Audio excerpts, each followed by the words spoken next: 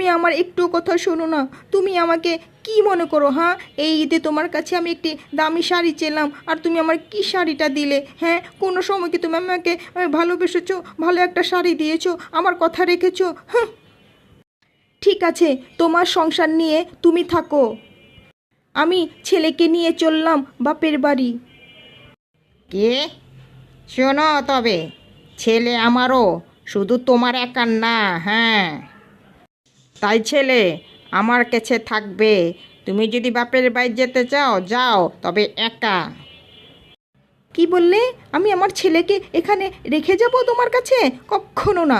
আমি আমার ছেলেকে অনেক কষ্টে আমি পালন করেছি, আমি ওকে একা রেখে যাব না।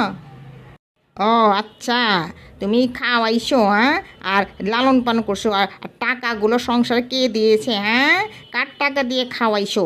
ও তো আমার ছেলে, আমার টাকা দিয়ে ওকে বড় করেছো। হ্যাঁ, আমি ওকে যেতে দেব না তোমার সাথে।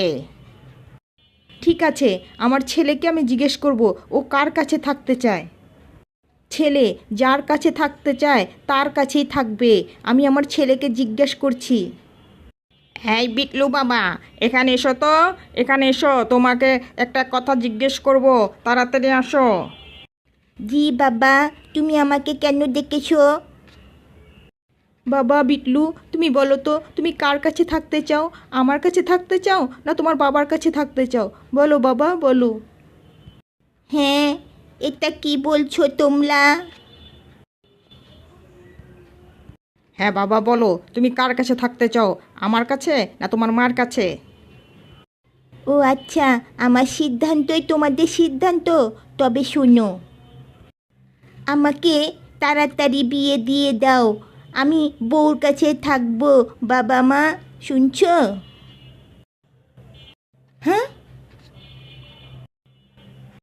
হ্যাঁ, ছেলে কয় কি?